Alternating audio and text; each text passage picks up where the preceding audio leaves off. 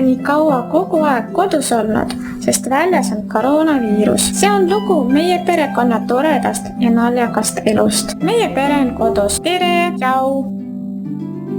Need kõik on minu nukud, kellega mulle meeldib väga mängida. Mõnniku ma leidsin tänavalt. Mu kõige lemmikum nuku on see koera moodi. Ta räägib saksa keeles.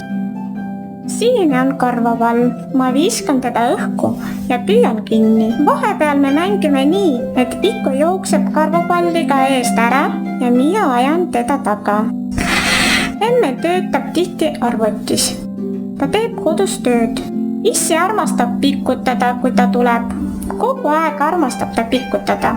Ikule meeldib autodega mängida. Minule meeldib joonistada.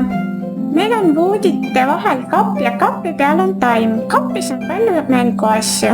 Üks mäng on moole, mida me mängime väga palju. Ükskord sõitis Iku tõukerattaga. Ta vaatas selja taha ja ütles teistele, vaadake ja sõitis siis vastu seina, sest vaatas üle õla. Ükskord ma rääkisin Ikale vannitoas loo, mis oli hirmus.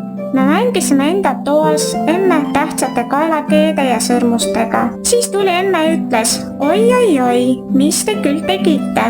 Palun pange need tagasi. Selline oli meie elu. Nüüd saame minna tagasi lasteaeda, sest tundub, et viirus hakkab lõppema.